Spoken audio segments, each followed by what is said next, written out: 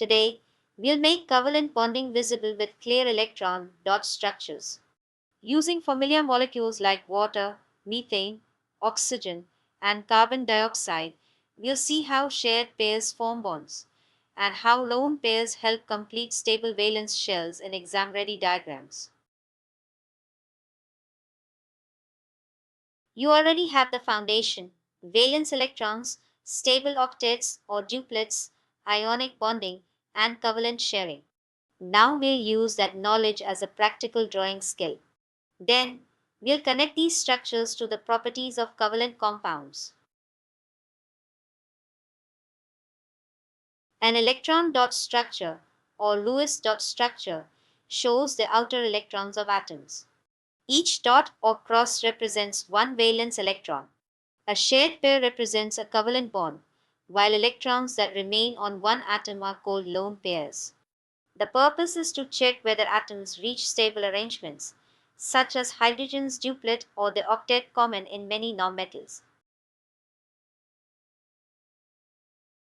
Use the same routine every time you draw a covalent electron dot structure. First, write the atoms and count the total valence electrons, so you do not accidentally add or lose any. Next, identify each atom's target. Hydrogen needs a duplet, while most other nonmetals need an octet. Then place shared pairs between atoms. Each shared pair is one covalent bond. Finally, place any leftover electrons as lone pairs, usually on the outer atoms, and check the counts again.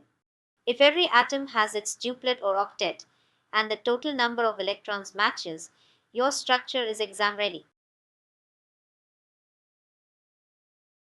Hydrogen is the simplest covalent example. One hydrogen atom has one valence electron, but its first shell is stable with two. So two hydrogen atoms solve the same problem by sharing. Each contributes one electron to a shared pair between the nuclei. That pair counts for both atoms, so each hydrogen reaches a complete duplet. In electron dot notation, this is written as H:H. The colon represents the two shared electrons, and because there is only one shared pair, the bond is a single covalent bond. Hydrogen chloride shows the same sharing idea between two different atoms. Hydrogen has one valence electron and needs one more for a duplet. Chlorine has seven valence electrons and needs one more for an octet. Rather than transferring electrons, each atom contributes one electron to a shared pair. That pair forms the single covalent bond between H and Cl.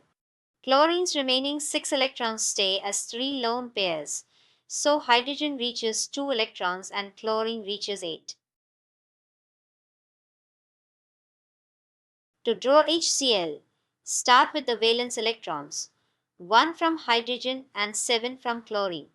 Place one electron from each atom between H and Cl to make the shared pair. Then add chlorine's remaining six electrons as three lone pairs.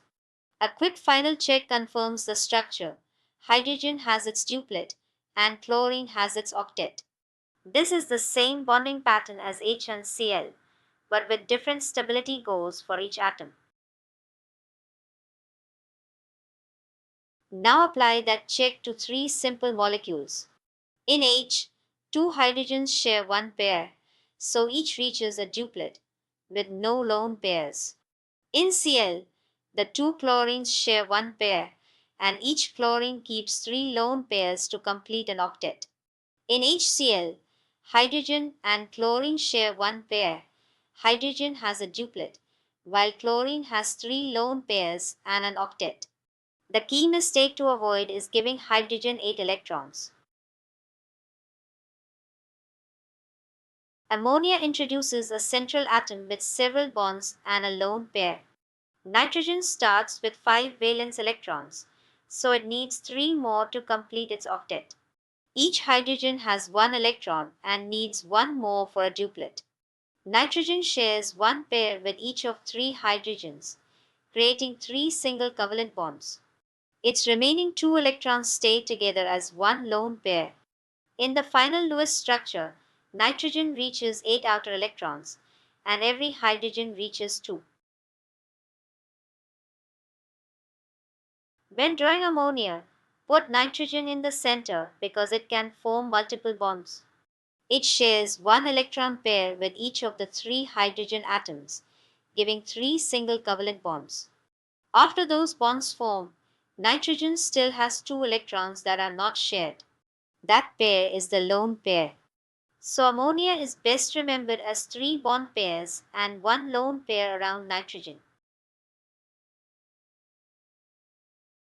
Now compare the central atoms in water, ammonia, and methane. Oxygen has six valence electrons, so it forms two bonds and keeps two lone pairs. Nitrogen has five valence electrons, so it forms three bonds and keeps one lone pair.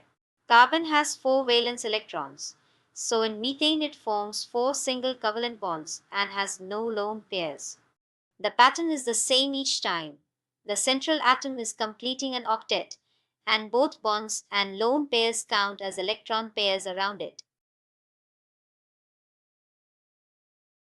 Oxygen gas shows why some atoms need more than one shared pair. Each oxygen atom starts with six valence electrons, so each is two electrons short of an octet. The two oxygen atoms therefore share two pairs of electrons. Those four shared electrons make a double covalent bond, written as O double bond O. After bonding, each oxygen counts 8 electrons around it, two shared pairs in the bond, plus two lone pairs. That is why O is stable as a diatomic molecule with a double bond. The number of shared pairs depends on what each atom needs for a full octet. In nitrogen gas, each nitrogen has 5 valence electrons and needs 3 more. The atoms share 3 pairs, forming a triple bond, with one lone pair left on each nitrogen. In carbon dioxide, carbon needs 4 electrons, while each oxygen needs 2. Carbon completes its octet by forming two double bonds, one to each oxygen. Different molecules, same rule, share enough pairs so every atom reaches a stable octet. To wrap up, covalent structures are built from shared electron pairs. One shared pair gives a single bond, two give a double bond, and three give a triple bond, as in nitrogen. Always check the valence electrons, lone pairs, and full outer shells. Next, these structures will help explain covalent compound properties, including melting point, boiling point, solubility, and conductivity.